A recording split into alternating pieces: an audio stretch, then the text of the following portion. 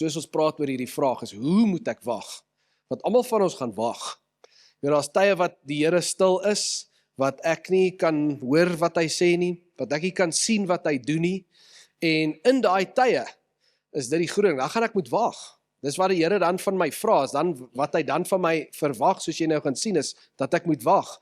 Maar die vraag is dan, hoe moet ek wag? So maak jou hart oop, kom ons lees saam Handelinge 1 vanaf vers 2. Dit sê, voordat hy in die hemel opgeneem is, het hy deur die Heilige Gees bevele gegee aan die manne wat hy as apostels uitgekies het. Na sy dood het hy aan hulle met baie onbetwisbare bewyse ook getoon dat hy lewe. En in die loop van 40 dae het hy by verskeie geleenthede aan hulle verskyn en met hulle oor die dinge van die koninkryk van God gepraat. Hou hom net gou daar. Ek dink hierdie is 'n belangrike begin. Soos Lukas hierdie skryf en vir mense sê, hy wil nou vir hulle vertel wat gebeur het by die hemelvaart en dan begin hy so, dan sê ek wil net vir julle sê, deur leiding van die Heilige Gees het Jesus apostels uitgekies. So dit sou die leiers wees, hierdie 12 disippels, die leiers van sy kerk, want Jesus was die leier van hierdie eerste beweging, maar nou wil hy hê, hulle moet leiers wees, want hy gaan nou gaan, en hulle gaan moet kerke plant, sodat hulle mense van hom kan vertel, en sodat hulle mense kan leer, dit wat hy hulle geleer het, en hy het geweet, dis nie iets wat outomaties gaan gebeur nie, daar moet leadership wees, daar moet bestuur wees, daar moet 'n dryf wees, om te sorg dat hierdie ding gaan, en nie net daar in Jerusalem nie, reg oor die wêreld. En toe in daai volgende 40 dae teach hy hulle ook en hy leer hulle oor dit wat hy van hulle verwag, oor die koninkryk. Wat wil hy hê moet ons as sy mense doen terwyl ons hier is? Hoe moet ons die koninkryk bou? Hy leer hulle. Dan gaan dit aan in vers 4 en dit sê terwyl hy 'n keer saam met hulle aan tafel was, het hy hulle beveel: moenie van Jerusalem af weggaan nie, maar sê hierdie woorde saam met my, maar bly wag op die gawe wat die Vader beloof het. Soos julle van my gehoor het. Johannes het wel met water gedoop, maar julle sal binne 'n paar dae met die Heilige Gees gedoop word. So hier vertel hy hulle nou, die Heilige Gees gaan kom, gaan hy 'n special werk doen. Nou vra hulle hom hierdie vraag. Toe hulle 'n keer bymekaar was, vra hulle Jesus: Here, is dit nou die tyd dat u die koninkryk vir Israel weer gaan oprig? Anders gestel kan ons sê hulle vra vir hom, gaan u ons land nou weer kom verander? Gaan u ons land vir ons teruggee en ons land, hierdie situasie in ons land kom verander? En hy antwoord hulle, dit is nie vir julle om die tyd en omstandigheid te weet wat die Vader in sy eie mag bepaal het nie. En hierdie kan ons amper in ander woorde stel en basies sê hy vir hulle, julle vra die verkeerde vraag. Dis nie hoekom die Heilige Gees gaan kom nie. Maar kom ek sê julle, hoekom gaan hy kom? Hy gaan kom sodat julle krag kan ontvang. Julle sal krag ontvang wanneer die Heilige Gees oor julle kom. En julle sal my getuies wees in Jerusalem, sowel as in die hele Judea, in Samaria en tot in die uithoeke van die aarde. Julle gaan die wêreld verander. En nadat hy dit gesê het, is hy opgeneem. Terwyl hulle dit sien en 'n wolk het hom weggeneem, sodat hulle hom nie langer kon sien nie. Imagine dit. Jy staan daar, Jesus praat met hulle wil nog vir hom sê, okay, gaan u na ons land verander? Hy sê, bly stil. Julle vra die verkeerde vraag. Hoor mooi, ek het dit nou vir julle gesê, ek herinner julle nou weer. Die Heilige Gees gaan kom, sodat julle die wêreld kan verander. Okay? En dan sê hy niks verder nie. Dan sê eers skielik gaan hy soos 'n ballon in die hemel in. So ek dink in een kant is dit kind of frightening. Wat gebeur hierso? Hy's besig om in die hemel in op te gaan soos 'n ballon en in die ander kant dink ek is nogal awe-inspiring wat nou hier gebeur. En hierdie ouens staan, hulle is verstar, hulle staan net daar en kyk. En terwyl hy weggaan en hulle nog stip na die hemel kyk, het daar skielik 2 mans, engele, in wit klere by hulle gestaan en die sê toe vir hulle: Galileërs, waarom staan julle so na die hemel en kyk? Hierdie Jesus, wat van julle af na die hemel toe opgeneem is, sal net so terugkom, soos julle hom na die hemel toe sien opgaan het. Dit is amper asof die engele vir hulle sê, TikTok, TikTok. Jesus het nou vir julle sê wat julle moet doen, julle weet wat julle moet doen, so gaan doen dit nou, want hy elke oomblik nou wat die horlosie tik, hy's op pad terug. So gaan doen nou wat hy vir julle gesê het om te doen. En hier is die laaste slide, dit sê, daarna het hulle dit gedoen. Hulle het na Jerusalem toe teruggegaan, van die berg af. Dit is die Olyfberg, vlak by die stad, 'n sabbatsreis ver. In die stad aangekom, is hulle na die bovertrek toe, waar hulle gewoonlik vertoef het. Dit was Petrus en Johannes, Jakobus en Andreas, Filippus, Thomas, Bartolomeus, Matteus, Jakobus, seun van Alfeus, Simon die Zeloot en Judas, die seun van Jakobus. So, dit was die 12 leaders, die 12 disippels. En hulle het almal eensgesind volhard in die gebed, maar nie net hulle nie, saam met 'n aantal vroue, onder wie ook Maria, die moeder van Jesus was. Sy broers was ook by, so dis Jesus se familie, die 12 disippels en dan plus minus 100 mense saam met hulle, want dit sê daar in daardie tyd, hulle byeenkoms, hierdie mense wat saam gegather het en gedoen het wat Jesus vir hierdie 12 gesê het, dit was so 120 mense. Jesus se family, disciples en nog so 100 mense wat sê, kom ons doen wat Jesus gesê het.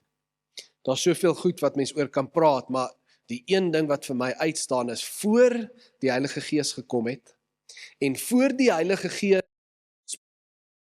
op 'n spesiale manier beweeg het in hulle lewe en deur hulle gedoen het wat Jesus gesê het sal gebeur. Jesus hulle hierdie een belangrike opdrag, en ek wil amper sê, dis 'n voorvereiste vir hulle gewees, en dit sal 'n voorvereiste vir jou wees. Elke keer as daar 'n nuwe season is, as die Here 'n nuwe werk in jou lewe wil doen, is hierdie 'n voorvereiste, en dis jy sal moet wag. Jy sal moet wag. Dink aan wat Jesus sê in vers 4. Jy kan maar teruggaan na daai slide toe by vers 4. Jy kan hom maar vir 'n rukkie daar ophou. Hy sê vir hulle, gaan terug Jerusalem toe, bly wag. So hy sê die Heilige Gees gaan nou kom. Hy's op pad. En hoekom gaan hy kom? Hy gaan kom sodat hy deur hele die wêreld gaan verander. Jy gaan tot in die uithoeke van die aarde. Nou moet jy onthou, hierdie ouens sit nie en kyk Elon Musk en sien mooi prentjies van Griekeland en van hierdie plek en daai plek en hulle kan vlieg soontoe nie. Die mense het daai wêreld nog nooit gesien nie. En Jesus sê, julle gaan maar 'n skipie vat en julle gaan. Maar ek sê vir julle gaan die wêreld verander. En hoe gaan julle die wêreld verander? Ek kies julle as my apostels, julle gaan kerke plant, julle gaan my getuies wees, julle gaan mense van my vertel wie ek is, wat ek kom doen het, en dan gaan jy getuig persoonlik, soos hoe dit jou lewe verander. Hoe maak dit jou lewe anders? En soos julle dit doen, gaan die Heilige Gees daar ook werk, hy gaan in hulle harte klop, en mense gaan met my persoonlik ontmoet. En so gaan julle die wêreld verander. Maar, hoor nou mooi, dit gaan nie onmiddellik gebeur nie. Hy's op pad, maar dit gaan nie onmiddellik gebeur nie. So hier's wat ek nou in die onmiddellike van julle verwag. Ek wil hê julle moet gaan, en julle moet net wag. Dis wat ek van julle vra. Wil hê julle moet gaan en julle moet wag. Nou dink aan, Jesus sê nie vir hulle wanneer dit gaan gebeur nie.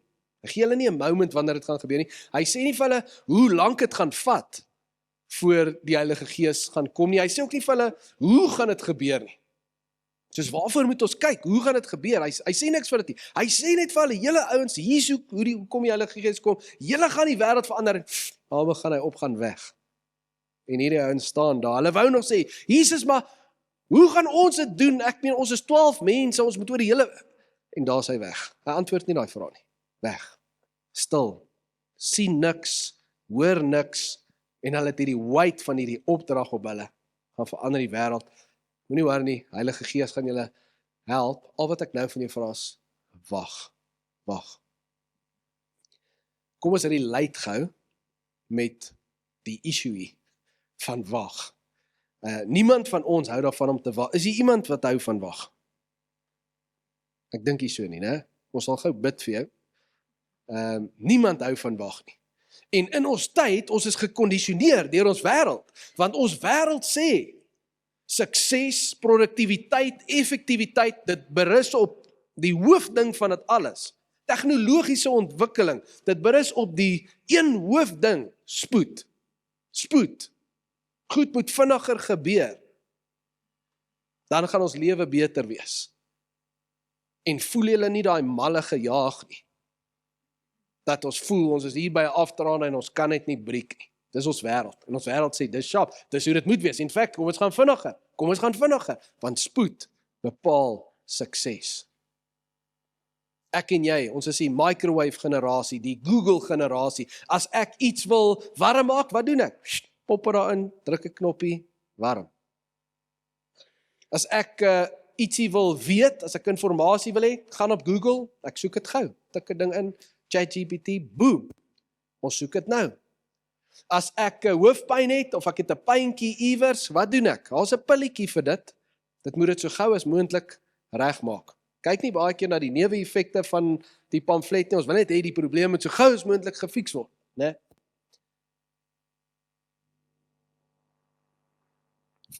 Spoed. Ek wonder in jou lewe, hoe spoed jou beïnvloed. En wanneer jy moet wag, as jy eerlik sal wees, hoe wag jy? Kom ons wees gou eerlik. Ons vou ons arms, ons stamp ons voet, ons word geïrriteerd, ons kan lelik word met mense. Ek wonder hoe lyk jou gesig, wanneer jy wag in 'n ry iewers. Wie van julle het al kwaad geword by Woolies hier onder in die straat? As die ry staan so af, en daar's net 2, wat daar sit by die til, en die ander staan daar en lag en grappies maak. En hoekom word ons kwaad? Want ons voel, kyk hier boys, ons het net soveel tyd. En tyd is nou besig om gemors te word. Tyd is nou besig om gemors te word. En dit krap in ons, want dit sê, my lewe is besig om te vergaan. My lewe is besig om gesteel te word, ek moet by die volgende ding uitkom, en die volgende ding uitkom. En Jesus sê vir ons, by die boodskap van die disippels, die opdrag wat hy hulle gee by sy hemelvaart, sê hy vir ons 'n belangrike ding. Daar gaan tye in jou lewe wees, wat die Here gaan wil werk. Maar voor hy dit doen, het gaan nie onmiddellik gebeur nie, jy gaan moet wag. En dis 'n krisis vir ons, want we are out of practice. Ons leer die teenoorgestelde, ons is die generasie van onmiddellike bevrediging. Hoe vinniger, hoe beter. Jesus sê, nie in jou geestelike lewe nie. Wanneer die Heilige Gees 'n spesiale werk in jou lewe gaan wil doen, dan gaan dit tyd van voorbereiding wees. En jy gaan moet wag. En dit bring my by die vraag is, hoe moet ek wag? En dit sien ons in hierdie stuk, by die disippels, en jy kan vir my gaan na daai volgende stuk toe, die laaste stuk, vers 12 tot 15, sien ons iets van hoe hulle gewag het, en ek dink hulle het besef, toe Jesus vir hulle sê gaan wag, het hulle iets verstaan van wat hy gesê het, want het sê, hulle het gegaan na die plek toe waar hulle gewoonlik vertoef het. Waar hulle gewoonlik gewag het, so na 'n lang dag, Jesus bedien, hulle werk saam met hom, dan lyk dit vir my, hulle het gegaan na hierdie plek toe gereeld. In hierdie mense se huis by mekaar gekom, en dan het hulle gesit en gesels, saam geëet, miskien vir Jesus vrae gevra, saam gebid, mekaar encourage, herstel van dit wat was, maar vorentoe gekyk vir dit wat nog moet wees, en dit wat God nog wil doen, so hulle het iets daarvan verstaan, en kom ons leer by hulle. Wat het hulle verstaan van hoe mens moet wag, en ek wil met jou 4 goed share, wat ek sien hierso. En die eerste ding is verwagting. Jy moet wag met 'n verwagting. Wag met 'n verwagting. Hierdie was gewone mense gewees, soos ek en jy. Hulle was vissermanne, hulle was boekhouers, hulle was dokters, net gewone mense. En hierdie mense in hulle eie krag kon onmoontlik nie die wêreld gaan verander het nie. Onmoontlik nie. Maar daar's iets wat hierdie gewone mense geglo het binne in hulle self, en dit is dat God doen juis ongewone werke binne in gewone mense. Hy doen dit so, en hy doen dit op spesifieke maniere wat ons nie van in beheer kan wees nie, sodat hy die eer kan kry. Sodat mense wat na ons lewens kyk, kan sien hoe hy in ons lewens, sy hand op ons lewe is, en hoe hy bonatuurlik in ons lewens en saam met ons werk. Ja, ons moet iets doen, maar daar sekere goed wat die Here gaan doen, en is so groot, ek en jy, al die mense in die wêreld gaan dit nie kan doen nie. As God nie beweeg nie, dan gaan dit nie gebeur nie. En nou moet ons sien, daar was duisende mense wat Jesus agtervolg het. Nie gevolg het nie, agtervolg het. en vir hom geluister het, gelike het as hy gepreek het, gelike het as hy 'n wonderwerk gedoen het. Miskien het van hulle selfs hierdie wonderwerke ervaar. Hy het 'n familielid of 'n vriend genees. Hulle was die fans van Jesus. Maar toe die moeilikheid kom en die calling vra opoffering, en toe hulle in hierdie bovertrek moes wag, daar's nie duisende nie.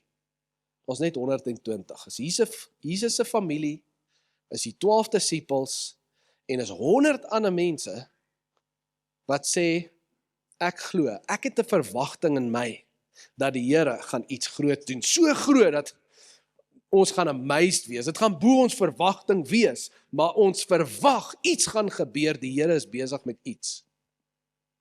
En hierdie 120 mense was deel van God se storie op 'n manier wat die duisende, wat net handjies geklap het vir Jesus as hy 'n wonderwerk gedoen het, hulle was nie deel van daai storie, nie soos hierdie 120 nie. Toe die Heilige Gees kom, toe is hierdie mense reg, en hulle werk saam met die Here, en die Here gebruik hierdie mense, hierdie gewone mense, om die wêreld te gaan verander. Die duisende was nie deel van dit nie. En dit bring my by 'n persoonlike vraag vir jou vandag. Wat is jou verwagting? Het is great om die Bybel te lees en te sê, ja, ek glo die Here het hierdie goed gedoen, ek glo die Here kan groot gedoen, en ek glo, hy het die wêreld, dis hoekom ons hier is in die kerk vandag, hy het van Jerusalem af die wêreld verander deur hierdie paar mense. Glo jy, hy kan dit deur jou doen? Moenie vir my sê, hy kan dit deur, hy het en hy kan dit deur ander mense doen nie. Ek vra jou, glo jy, hy kan dit deur jou doen? Het jy 'n verwagting dat die Here iets deur jou wil doen en dat hy nou besig is om iets te beplan, om op 'n spesiale manier te beweeg, dat die Heilige Gees gereed staan om op te daag, op 'n manier wat jou en ander mense net verbaas laat staan, om te sê, dis net die Here, dis net die Here. Het jy so 'n verwagting? Of staan jy op en jy sê, ja nee, ek glo daai goed van die disippels, goed vir hulle, en jy jaag net aan met jou lewe. Ons moet wag met 'n verwagting. Ons moet wag met 'n verwagting, en jy gaan altyd daai keuse hê in elke seisoen. Wil jy deel wees van die duisende? Meerderheid Christene, elke liewe Sondag familie, daag op by 'n kerk. Hulle is in die gehoor, hulle is deel van die agtervolgers, om Jesus te hoor, om iets te hoor van die Bybel, om dalk iets te sien wat by die kerk gaan gebeur, om iets te voel, iets te kry. But when it comes to the calling of changing the world, stap hulle daar uit, vergeet van dit. Is dit altyd 'n handjievol mense wat sê, luisterie, ek wil die wêreld verander saam met Jesus. Ek wil vir Jesus 'n verskil maak. En ek glo dit met alles in my, dat die Here hier, in hierdie plek, in Alberton, dat hy iets amazings wil doen, en dat hy besig is, dat sy gees reg staan om te beweeg, en ek wil deel wees van dit. Ek wil hy met my gebruik. Ek glo hy kan my gebruik, nie omdat ek great is nie, omdat hy great is, en dis presies wat hy doen. Hy gebruik gewone mense om 'n ongewone werk te doen, om homself te verheerlik, dat mense hom kan sien, want so kom hy by meer mense se harte uit. Is jy gereed vir so werk? Glo jy in dit? Verwag jy dit? Het jy 'n aktiewe verwagting in jou hart? Of het jy hierdie passiewe geloof, soos die duisende, wat sê, ek glo in al die goed, great, God kan, maar jy verwag dit nie persoonlik nie. Laat ons nie daar wees nie. Kom ons hê 'n persoonlike verwagting, want die Here wil jou gebruik. Hy wil almal gebruik, maar hy kan net die gebruik, wat kom in daai persoonlike verwagting. Wag met 'n verwagting. In die tweede plek, sal ek sê, wag geduldig. Dit klink voor die hand liggend as jy van wag en geduld in dieselfde sin praat, né? Jy moet geduld hê om te wag, maar ek dink, soos ek sê, in ons generasie, ons is ongeduldige waggers. So, ons moet dit sê, jy moet geduldig wag vir die Here, want die Here, hy is nooit laat nie, maar hy is ook nooit vroeg nie. En die Here het 'n spesifieke tyd, as hy 'n werk wil doen in die wêreld, deur die kerk, in jou lewe, hy het 'n spesifieke tyd, die regte tyd, die perfekte tyd, waarop hy dit wil doen. En jy gaan moet wag vir daai tyd. Jy moet vertrou, daai tyd kom nog, dis besig. As jy dit nog nie gesien het nie, hy's op pad. Hy gaan iets doen, so ek wag vir hom. En hier is die ding, wanneer jy wag vir hom, dan kom sit die duiwel hier op jou skouer en hy sê vir jou, die Here kan iets doen. En ek dink as hy dit sou doen in jou lewe, dan sou hy dit nou al doen. So, daai bus het gery. En jy moet maar 'n ander plan maak. As die Here iets sou doen, dan sou hy dit by die tyd al doen. So, kry maar 'n ander manier. Vat dit in jou eie hande. Of gee net op en stap aan, gaan net aan met die lewe en ons kom maar eendag by die hemel uit. Soveel mense het opgegee al. Soveel mense het al opgegee en glo. Ek dink nie die Here gaan meer iets amazings in my lewe doen. So ek sê, dis een ding om dit te sê met jou mond, dis 'n ander ding om regtig geduldig te wag en te sê, nee, die Here is besig. Hy's besig, ek glo dit met alles in my, maar is nog op pad. Die tyd is nog nie reg nie. Ek meen, hoekom daag ons hier as die kerk op 'n Sondag? Ons daag hier op, want ons sê vir die Here, hier's ons Here. U het nie al die antwoorde, al die vrae in my lewe al 'n antwoord opgegee nie. Vir al die challenges het u nog nie 'n uitkoms gegee nie. Vir al die dinge wat ek in my hart het, die woord wat u op my hart gesit het, vir wat ek wil sien gebeur in my lewe, in die kerk. Dit het nog nie gebeur nie, maar ek wag geduldig want ek glo u is besig. Is jy besig om geduldig te wag vir die Here se tyd in jou lewe? Daar's 2 dinge wat God se belofte by jou kan steel. 2 dinge. Die eerste ding is, jy stel 'n ultimatum en jy sê vir die Here, hier's hoe ek wil hê, u moet 'n wonderwerk in my lewe kom doen. Hier's hoe ek soek hierdie en ek soek dit so. En jy bid vir dit en jy wag vir dit so. As jy so 'n ultimatum vir die Here stel, dan kan jy jou belofte mis. En aan die ander kant, as jy die ultimatum van 'n tydlyn vir die Here stel en sê tot hier toe en nie verder nie, ek gaan bid tot daar, ek gaan vertrou tot daar, maar as dit verby daai punt gaan, Here, dan gaan ek dan soek ek 'n ander genie. Dan vryf ek aan 'n ander potjie, dan gaan ek op 'n ander manier probeer kry wat ek wil hê. Want dan glo ek nie u is mee besig nie. Jy kry baie ongeduldige Christene en dis wat hulle doen. Hulle stel vir die Here 'n ultimatum van hier's my manier, hoe ek wil hê dit moet gebeur, hier's wanneer ek wil hê dit moet gebeur. Anders gee ek op. Ek wonder wat is 'n woord wat die Here vir jou gegee het, oor hoe hy jou wil gebruik, oor hoe hy in jou lewe wil werk, oor wat hy deur jou lewe wil kom doen. Ek wonder wat is 'n woord wat die Here al vir jou gegee het, en ek wonder of jy nog wag op dit, geduldig. Of daar nog 'n verwagting in jou is wat sê, ek glo met alles in my, die Here gaan iets doen, en of jy nog wag met 'n opgewondenheid en die wete, die oortuiging dat die tyd is nog net nie reg nie. Die tyd is nog net nie reg nie en die tyd is belangrik. God se timing is belangrik. Dis deel van amper, Mariette het vanoggend met ons iets geshare met die volunteers, so beautiful, dat as jy in die middel van die wonderwerk is, dan is jy in die middel van die storm. En baie keer vat die Here jou deur 'n storm, en hy gaan 'n amazing wonderwerk doen, dis op pad. Maar jy moenie gaan sit in die middel van daai wonderwerk, net omdat jy die storm sien nie, dis al wat jy sien. Nou, as dit bewolk is die wolke die hoogste punt wat daar is, of is die son aan die ander kant van die wolke? En is die sterre aan die ander kant van die wolke? Die Here is daar, hy's besig, is al wat ek kan sien met my oë. Maar wanneer jy in die storm is, en jy moet wag op die Here om te beweeg, en jy wag nog vir die Here om alles reg te kry, en in daai tyd van wag moet die Here werk in my, en hy's besig met goed om my, om die perfekte ding te set up, laat mense sien, wanneer dit gebeur. Wow, kyk wat het die Here gedoen. Die Here is amazing. Die Here lewe. En ons mense wat jy nie eens ken nie, wat kyk na jou lewe, sien dit, en hulle ervaar hoe die Here hulle roep. En kan ek vir jou sê, op hierdie oomblik, het die Here 'n woord vir jou. Miskien het hy dit lankal vir jou gegee, miskien moet jy jou hart nou oopmaak vir wat dit is. Dan gaan hy dit vir jou gee, en dit gaan nie net onmiddellik gebeur nie, jy gaan moet wag. Jy gaan geduldig moet wag, en weet, die Here het 'n spesifieke tyd. Hy's nooit laat nie, maar hy's nooit vroeg nie. Wag vir sy tyd, dis die beste tyd. Wag met 'n verwagting, wag geduldig, en ek dink voor die hand lig en sien ons by die disippels, hulle wag bidend.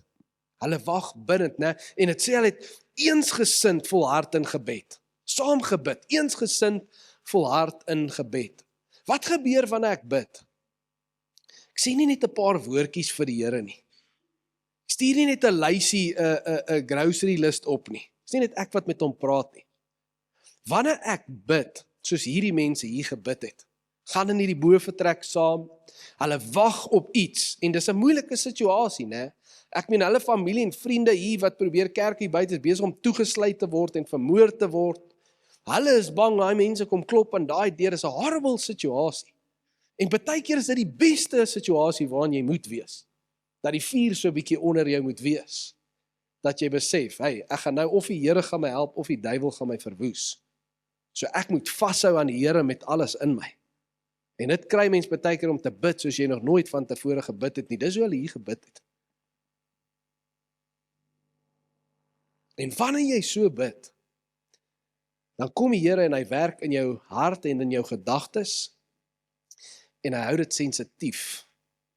Sensitief vir waarmee hy besig is. Jy kan met enige Christen praat op straat en hulle vra, wat is die hoofmissie van die kerk? Jy's 'n Christen, wat is die hoofmissie? Wat moet jy doen? En hulle sal vir jou teen sê, ons moet siele red.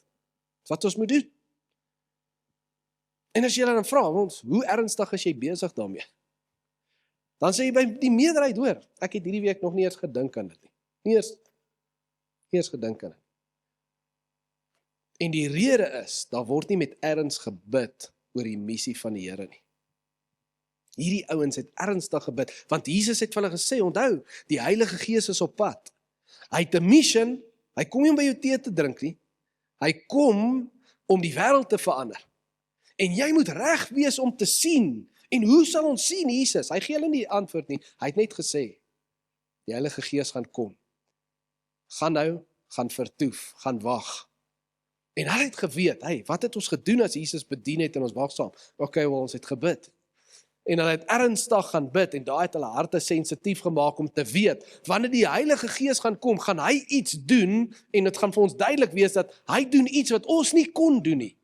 Hy skep vir ons die geleentheid om die evangelie uit te kry op 'n manier wat ons nie self sou kon doen nie, en 'n paar dae later, boom, hier kom die Heilige Gees en daai geleentheid is daar. En toe help die Heilige Gees hulle om presies dit te doen. Maar hulle gebed saam in daai bovertrek het hulle harte sensitief gehou.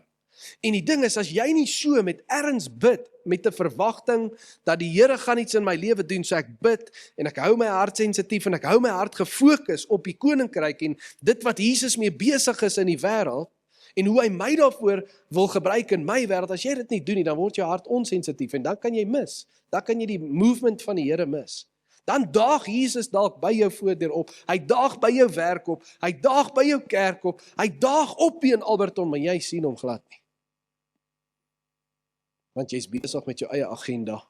Jy's net gefokus op jou eie dinge. En baie mense se gebedslewe, Jakobus praat daarvan. Jy kan Jakobus gaan lees oor gebed. Dan sê hy, baie van julle kry nie, julle sien nie die Here nie en julle hoor nie die Here nie, want julle bid selfsugtig.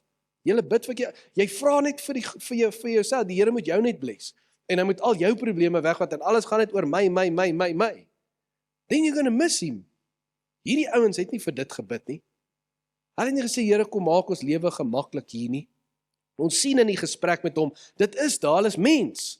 Hulle wil hê die Here moet hulle land beter maak en so, maar toe hulle in hierdie bovertrek saamkom, en dit bring my by my laaste punt, wag bidend, maar wag saam met ander, met die gemeenskap van gelowiges. Toe hulle saamkom, toe kon hulle mekaar encourage. Onthou, dit is moeilik, ons wil hê die land moet gaan verander, maar dit gaan nie enigsins gou gebeur nie. Dit gaan nie enigsins gou gebeur nie. Jesus gaan ook terugkom voor ons land verander. So gaan ons wag vir dit, of in the meantime, wat moet ons doen? Kom ons bou die koninkryk. Dis hoekom ons hier is. En dit is so belangrik, dat mens deel moet wees van 'n gemeenskap van gelowiges, en ek wil sê, jy moet so deel wees. Jy moet so deel wees, dat jy accountability het. Jy moet so naby aan die mense wees, aan die 120. Nie aan die crowd nie, aan die 120. Dat jy in die boventrek gesprekke is, dat jy encouraged kan word. Hoekom is ons hier? Waarmee is ons besig? Kom ons kyk uit vir die Here. Hier's die Here. Kyk, hier doen hy 'n movement. Kom ons gaan saam met hom. Kom ons maak die verskil om gefokus te wees op koninkryk in plaas van net die lewe hier op aarde. Because there's so much more than that. Ons is op pad huis toe, familie. En op pad huis toe is ons op 'n missie hier. Ons moet 'n verskil maak vir die Here. In daai tyd waar die Here Jerusalem verander, vandag wil die Here Alberton verander. En hy soek weer 'n 120 wat opdaag en sê, hier's ek Here, ek wil deel wees van u team. Ek wil deel wees van die gemeenskap van gelowiges wat mekaar encourage, mekaar accountable hou, mekaar sê, hey, hier's waaroor dit gaan. Kom ons hou fokus. En jy weet, die Bybel sê dit, ons harte, die hart van die mens, elkeen van ons is bedrieglik. Ons kan so gou fokus verloor, ons kan so gou selfgesentreerd raak. En is so belangrik dat ek encouragement nodig het. Enige ou, en kan ek dit vir jou sê, en ek sê dit in liefde vir jou, moenie kwaad wees vir my nie, maar enige ou wat sê vir my, hy het nie encouragement nodig nie. Hoe sal ek dit mooi stel? You're so vain. Jy's in denial. Soos jy lewe 'n illusie. Elke mens het bemoediging nodig. Elke mens het accountability nodig, anders vat ons hart ons van die pad af. En veral wanneer ons in sulke tye is wat dit moeilik gaan en ons is angstig want goed gebeur nie en ja, ek glo die Here kan, maar ek weet nie of hy gaan nie en ons slat 'n deprou en ons weet nie meer nie, gaan dit nie gebeur nie. As jy jouself isoleer in daai tye, betrap ek daai akker nou weg. As jy jouself isoleer in daai tye, dis wanneer, weet jy met wie het jy dan 'n gesprek? Dan sit jy lekker met die duiwel in chat. Dan kom sê hy vir jou, dit is moeilik, nee, ja, dit is moeilik. Lyk jy of dit gaan gebeur nie? Nee, dit lyk nie vir my of dit gaan gebeur nie. Nee, dan jy lekker chat met die duiwel daar. Maak sommer 2 koffies vir jou en sit die ander een daar. En erken dit. Ek sit hier alleen, ek praat met geen ander gelowige nie, ek wil nie accountable gehou word nie, ek soek nie inspirasie nie, ek soek nie encouragement nie totdat my situasie verander nie. En dis juis wanneer ons in daai situasies is, wat ons moet besef, dis nie net ek nie. Dis nie net ek nie. Ek en Tiny praat nou daar by die voordeur daaroor. Mense, almal kom hier in en almal glimlag, maar jy weet nie wat gaan aan daar nie. Ons almal het ons staf. Ons almal gaan deur moeilike tye. Ons almal wag vir 'n antwoord van die Here af. Ons almal wag vir 'n wonderwerk. Maar kan ek jou iets sê, ons moenie alleen wag nie. Ons moenie alleen wag nie. Ons moet wag soos die disippels gewag het. Met 'n verwagting, geduldig, bidend, maar eensgesind bidend, saam met die ander gelowiges, wat mekaar encourage, wat mekaar accountable, en kan ek jou sê, dis in jou laagste van laag moments, wat jy voel, ek bid nou al so lank hiervoor, ek hoop nou al so lank die Here gaan iets doen, niks gebeur, dis in daai moment, wat iemand anders jou nodig het. Dat jy vir iemand anders se storie moet hoor, waar hulle daar is, en jy sê, me too, ek toe ook daar, en dis okay. Dis okay as Jesus nog nie opgedaag het nie. Dis okay as die Heilige Gees nog nie gemove het nie, dis okay, want die Here ken die regte tyd. Maar kom ons hou vas. Kom ons bid saam, kom ons worship, al is ons down, kom ons worship, want dis wat ons sien in die woord, die mure van Jericho het nog nie geval nie, hulle het eers geworship, toe val dit. En soveel keer, tree ons terug en ons sê, nee Here, nee, doen eers iets, dan sal ek kom worship. Doen eers 'n wonderwerk, dan gaan ek begin kerk toe kom, dan gaan ek begin gee, dan gaan ek betrokke raak, dan gaan ek iemand vertel, dan gaan ek iemand nooi, doen net eers 'n wonderwerk in my lewe, anders staan ek terug en ek gaan niks doen. En dis waar ek dink die duisende was. Hierdie is 'n moeilike situasie. Hey, kyk wat doen Paulus en hierdie ouens sluit almal toe, hier's moeilikheid nou, kom ons gaan net huis toe, totdat die Here alles beter maak hier om ons. En hierdie 120 sê, nou huis. Jesus het gesê, gaan na daai bovertrek toe, en julle wag saam. Julle weet hoe het ek saam met julle gewag, gaan wag so saam. Moenie julle verwagting verloor nie, ek sê vir julle, ek het 'n belofte, ek is op pad, ek gaan werk. Wag vir my tyd, wees gereed, so bid saam met mekaar, hou julle harte warm, moenie koud of lou word nie, bly sensitief, encourage mekaar, en as ek opdaag, gaan julle dit sien, en dan gaan julle saam met my beweeg, en ons gaan hierdie plek verander, familie.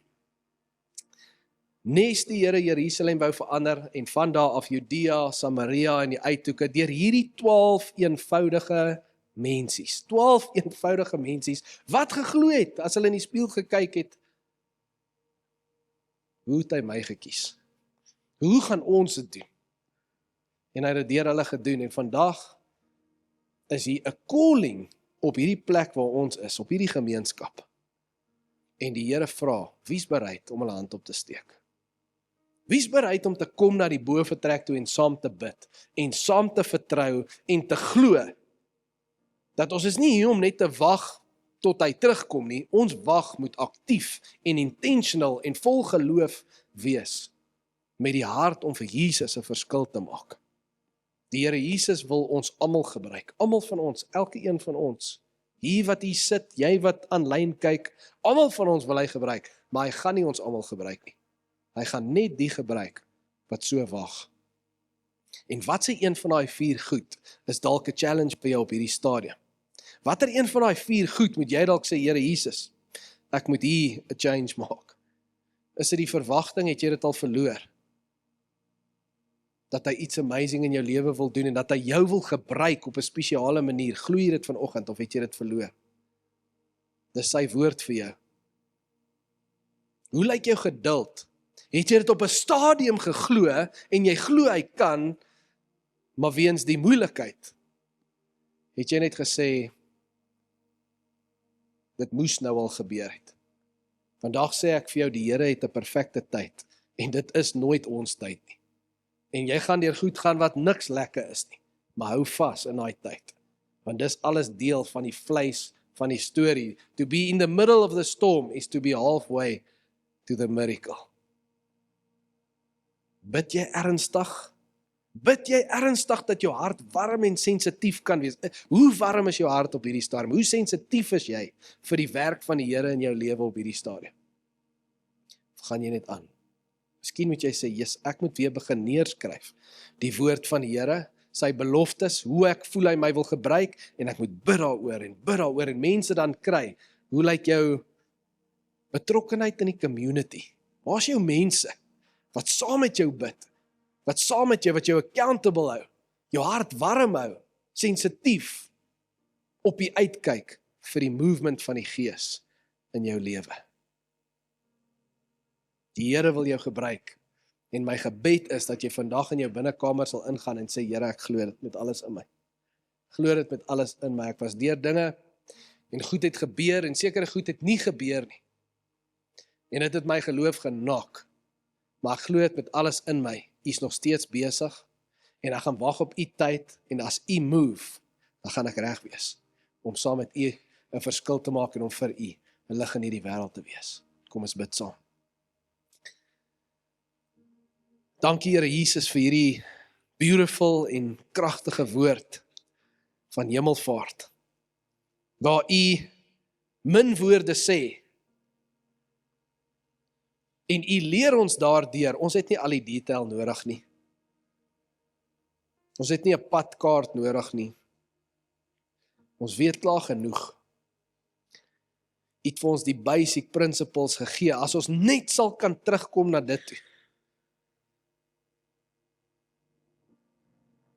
Dankie dat ons kan sien hoe u in hierdie 120 mense se lewens gewerk het, in hulle harte gewerk het, en Heilige Gees, hoe hy daar op hulle neergedaal het, en in hulle gekom het, en deur hulle gewerk het, om letterlik die wêreld te verander. En vandag het ons soveel resources, ons het soveel dinge tot ons beskikking. Ons kan vrylik hier in Alberton en in Suid-Afrika worship. En miskien is dit ons vryheid wat ons slap gemaak het.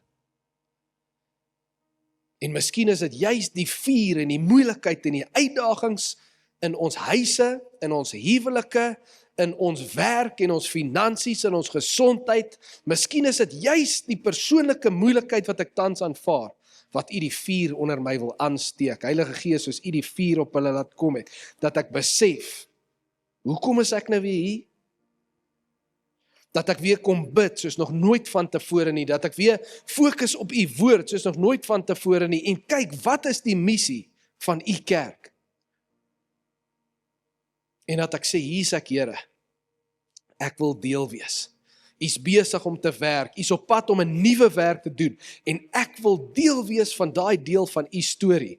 Ek wil eendag by die hemel aankom en daar instap saam met die 120 en sê, kyk, wat het die Here deur ons gedoen, omdat ons geglo het, en omdat ons gedien het, en omdat ons harte was om sy koninkryk te bou, en nie net om gemaklik te lewe hier nie. Dis my gebed, dat elke hart hier vanoggend, wat sê, yes, ek wil jy, dis ek, Here, hier's ek, Here, Heilige Gees, dat U op hulle sal kom, dat U hulle hart sal ontmoet, en dat U aan hulle sal openbaar, waarvan in hierdie 4 goed moet hulle werk, waar moet hulle 'n stap neem, dat U vir hulle sal wys, en dat hulle sal optree en gehoorsaam sal wees, want ons sien dit in die lewe van die disippels. As hulle net eenvoudig gehoorsaam sal wees in die basics, dan doen U die extraordinary. Dan doen U die ongewone deur die gewone mens.